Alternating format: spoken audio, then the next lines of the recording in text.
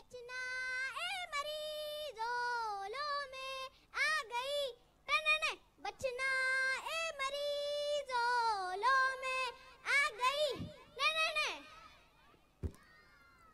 नमस्कार मित्रांनो, स्वागत आहे तुमचं तुमच्या लाडक्या दवाखान्यात, ज्याचं नाव आहे चला पेशंट येऊ द्या। दुखतंय ना, दुखायलाच पाहिजे, त्याशिवाय माझ्या दवाखान्यात गर्दी कशी होणार। आता लक्षपूर्वक ऐका। ज्या दिवशी तुम्हाला असं वाटेल की तुम्हाला तुमचा रस्ता दिसत नाहीये, अंधकार पसरलेला आहे, तुम्हाला तुमच्या आयुष्यात मार्ग सापडत नाहीये, त्यावेळी तुम्ही माझ्याकडे या, कारण तीच ती योग्य वेळ तुमचे डोळे तपासण्याची। कारण की मी आहे आय स्पेशालिस्ट डॉक्टर अनन्या कानाडोळे। एके दिवशी माझ्याकडे एक आजीबाई आल्या। त्या म्हणाल्या, अहो डॉक्टर साहेब, असं म्हणतात की तुमच्याकडे आलं की लई लांबचं दिसतं म्हणे। माझा नातू अमेरिकेत गेलाय, तो मला दिसेल का हो? तर मी म्हटलं, अहो आजी, एवढं लांबचं दिसायला काही तुम्ही आमच्या साहेब आहात काय? आणि एवढं लांबचं दिसायला आपल्या साहेबांसारखी दूरदृष्टी असावी लागते। तर अशा ह्या आपल्या आजी। आता मी खूप मराठीत टाकले, आता मी थोडं हिंदीमध्ये टाकते, तुम्हाला वाकेल का? सॉरी आई मीन चालेल का? दोस्तों, मेरे डॉक्टर दोस्त मुझे हमेशा उनके पेशेंट के किस्से बताते रहते हैं।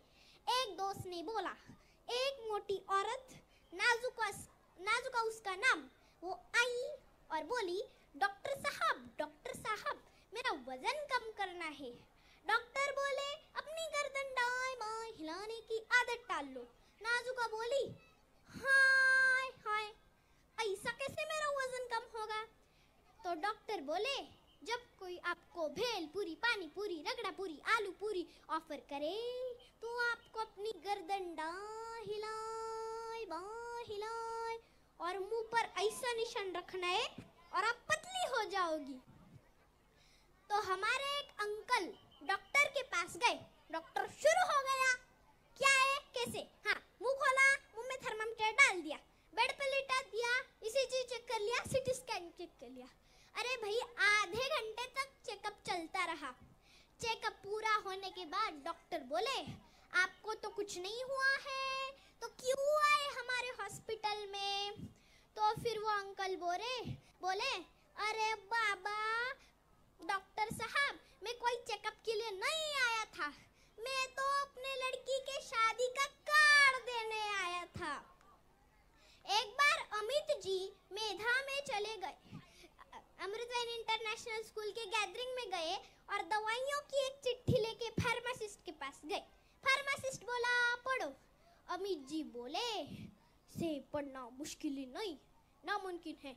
हाय, पूरा संगमनेर घूमे, कोई पढ़ नहीं पा रहा था। अंत में वो गए डॉक्टर के पास। डॉक्टर से पूछा, डॉक्टर साहब ये क्या लिखा है? कोई पढ़ नहीं पा रहा। डॉक्टर बोले, अमित जी, मैंने दवाई नहीं लिखी है, मैं तो देख रहा था पेन चल रहा है कि नहीं। मेरी बहन की छोटी लड़की चुटकी डॉक्टर के पास आई और बोली, डॉक्टर साहब क्या आप बिना दर्द के दांत निकाल सकते हो? तो फिर डॉक्टर बोले, नहीं बेटा, मैं तो नहीं निकाल सकता। चुटकी बोली, मैं तो निकाल सकती हूँ, ये देखो, ही। हमारे हेरा फेरी के बाबू भैया बाबूराव गणपतराव वप्टे डॉक्टर दंताने के पास गए और बोले, मेरे दांत में दर्द है रे।